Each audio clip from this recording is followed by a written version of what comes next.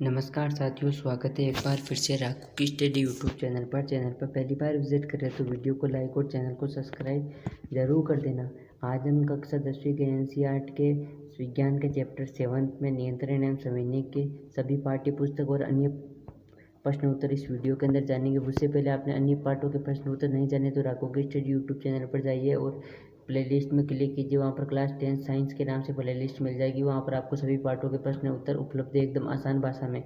और आपको पीडीएफ चाहिए तो टेलीग्राम पर फॉलो कीजिए राघव की स्टडी, वहाँ पर डीएम कीजिए, आपको पर्सनली पीडीएफ मिल जाएगी। चलो वीडियो को बिना टाइम वेस्ट किए शुरू करते हैं। सर्वप्रथम हम पाठ्य पुस्तक के जो अभ्यास प्रश्न है उन अभ्यास प्रश्नों को जानेंगे, उसके बाद में अन्य प्रश्नों को जानेंगे। देखो अभ्यास प्रश्न 139 पेज नंबर पर है। पहला प्रश्न है, निम्नलिखित में से कौन सा पादप हार्मोन है? ए इंसुलिन, बी थायरोक्सिन और सी एस्ट्रोजन, डी साइटोकाइनिन। इसका सही जवाब होगा डी साइटोकाइनिन।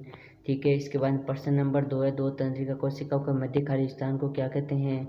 ए दुर्मिका, बी सनेप्स, सी एक्सोन, डी आवेग। तो आपका सही जवाब होगा बी सनेप्स।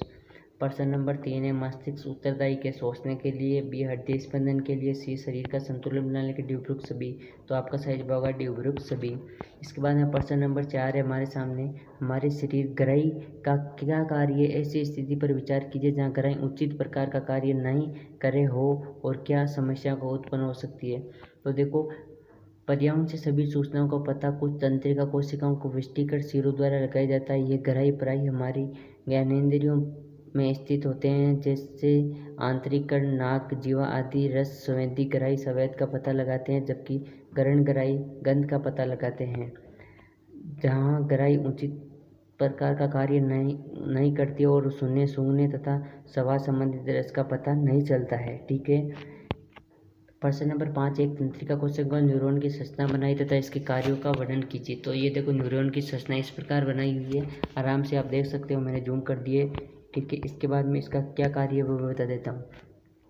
सभी सूचनाओं को एक तंत्रिका कोशिकाओं में दुर्मिकृत सिरों द्वारा उपार्जित की जाती है और एक रासायनिक क्रियाओं द्वारा ये एक विद्युत आवेग पैदा करती है। ये आवेग दुर्मिका के कोशिका काय तक जाता है और तंत्रिका कक्ष में एक्सोन में होता हुआ इसके अंतिम सिरों तक पहुंच जाता है और एक्सोन के अंत में विद्युत आवेग कुछ रासायनिक विमोचन कराता है। ये रासायनिक रिक्त स्थान को स्नेप्स को पार करते हुए अगली तंत्रिका कोशिकाओं की दुर्मिका में इस तरह विद्युत आवेग प्रारंभ करता है। ये शरीर की तंत्रिका आवेग की मात्रा में सामान्य योजना इस तरह अंतर्गत स्नेप्स अनंत ऐसे आवेगों को तंत्रिका कोशिकाओं के अन्य कोशिकाओं जैसी पेशी कोशिकाएं या ग्रंथ तक ले जाता है। ठीक है, ये कार्य। इसके बाद प्रश्न नंबर 6 हमारे सामने के पादप में प्रकाशानुवर्तन किस प्रकार होता है? ठीक है, देखो, एक शंकु फ्लास्क को जल से भर कर उसकी गिराओं को तार से जला से ढक दें और एक ताज़ा सेम पर पौधा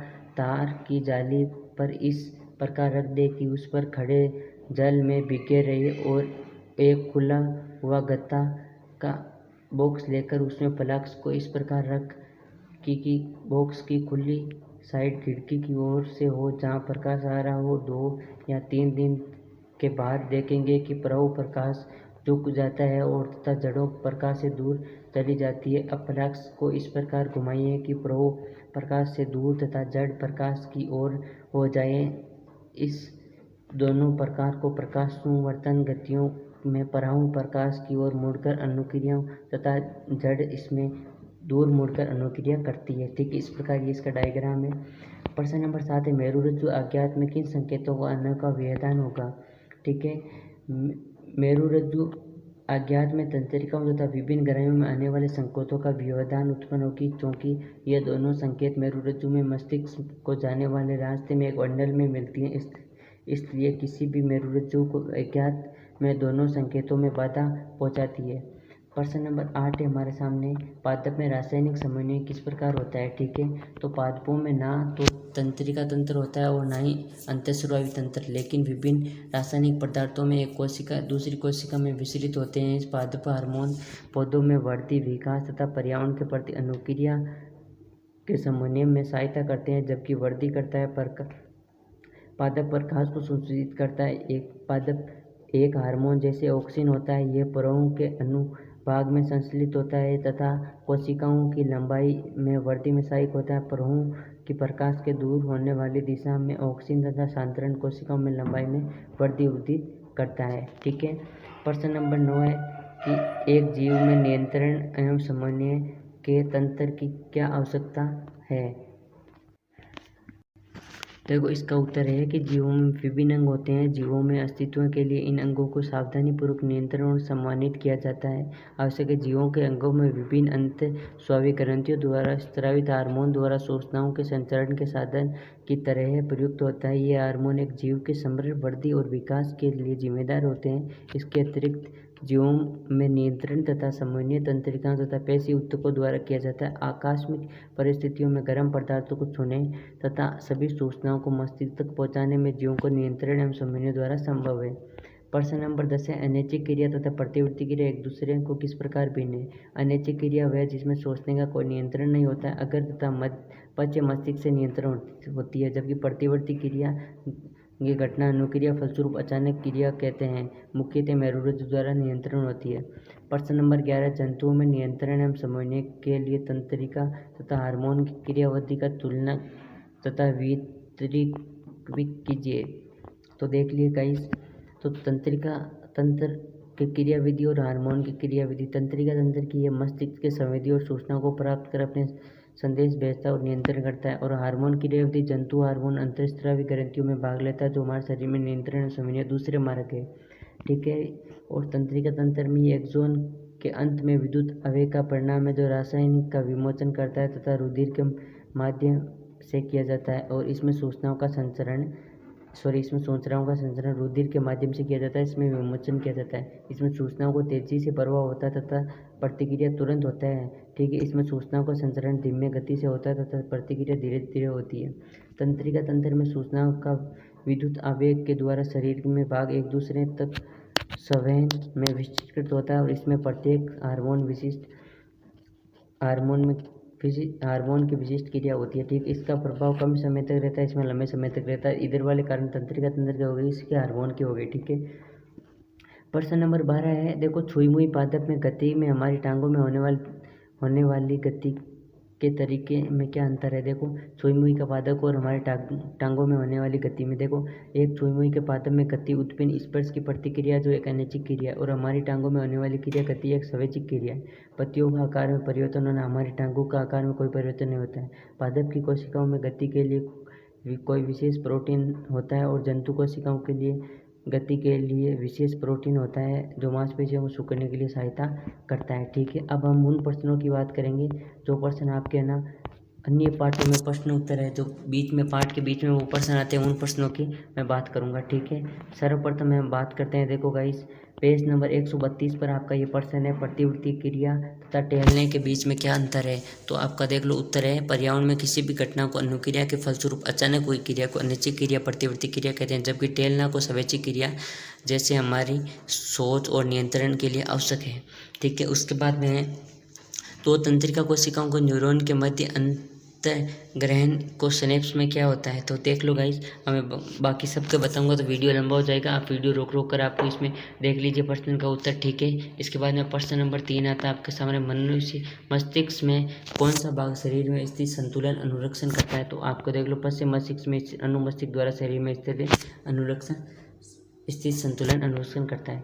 प्रश्न नंबर 4 है, जब हम एक अगरबत्ती की गंध का कैसे पता लगाते हैं। तो देख लो, जब हम अगरबत्ती की गंध में नाक में पहुंचती है तो नाक में मौजूद ग्राही में इसका पता लगाकर विद्युत आवेग द्वारा अगर मस्तिष्क में इसकी जानकारी भेजता है। और अगर मस्तिष्क सोचने वाला भाग होता है और इसकी सहायता से अगरबत्ती की गंध का पता लगा सकते हैं। ठीक है। प्रतिवर्ती क्रिया में मस्तिष्क की क्या भूमिका, तो देख लो ये रहा लिखा हुआ इसका आंसर। इसके बाद प्रश्न नंबर 136 पर प्रश्न है, पादप हार्मोन क्या है। तो ये इसका उत्तर है, आराम से एक बार पढ़ लो। ठीक है। इसके बाद में प्रश्न नंबर 2, छुई मुई पादप की गति में प्रकाश की प्रवाहों की गति किस प्रकार भिन्न है, यह भी आप आराम से पढ़ लो। ठीक है। इसके बाद में प्रश्न नंबर 3, एक पादप हार्मोन का उदाहरण दीजिए, वृद्धि को बढ़ाता है, इसका भी उत्तर यह रहा। ठीक है। इसके बाद प्रश्न नंबर 4 है, किसी सहारे में चारों ओर एक परतान में वृद्धि ऑक्सीकरण किस प्रकार सही है, इसका उत्तर ये रहा। आराम से पढ़ लो। ठीक है। वीडियो को रोक सकते हो, स्क्रीनशॉट ले सकते हो, इसलिए मैं बता रहा हूँ क्योंकि वीडियो लंबा हो जाएगा। इसके बाद ये पर्सन जला हुआ बर्तन दर्शाने के लिए एक प्रयोग अभिकल्पना कीजिए। ये आपको मैंने नीचे भी बताया था एकदम विस्तृत इस प्रकार अभिकल्पना करनी है, ठीक है। इस प्रकार डायग्राम में आपको एग्जाम पूछा जा सकता है। 138 पेज नंबर पर आपके प्रश्न है जंतुओं का रासायनिक संश्लेषण किस प्रकार होता है, ये रहा इसका आंसर। इसके बाद प्रश्न नंबर 2, आयोडीन युक्त नमक का उपयोग की सलाह क्यों दी जाती है, ये वेरी वेरी इंपॉर्टेंट प्रश्न है, ठीक है गाइस। आराम से इसको नोट कर लो, याद कर लो, नोटिस कर लो। इसके बाद प्रश्न नंबर 3 है, जब एड्रेनलिन रुधिर में स्रावित होती है तो हमारे शरीर में क्या अनुक्रिया होती है, तो देख लो ये गाइस, ये लिखा हुआ देख लो, आराम से नोटिस कर लो।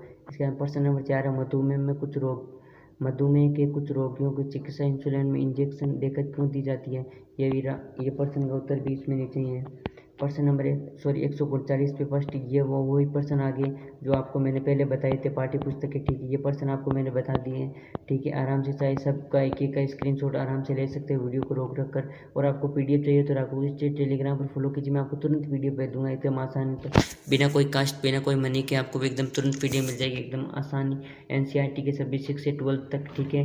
और कोई आपको डाउट हो तो कमेंट सेक्शन में कमेंट जरूर कीजिए, मैं आपका जरूर रिप्लाई करूँगा। तब तक आप मिलते हैं नेक्स्ट वीडियो के अंदर। वीडियो हेल्पफुल है, इंटरेस्टिंग और यूजफुल लगी हो तो वीडियो को लाइक और चैनल को सब्सक्राइब करना ना मिलते हैं नेक्स्ट वीडियो के अंदर। तब तक जय हिंद, जय भारत।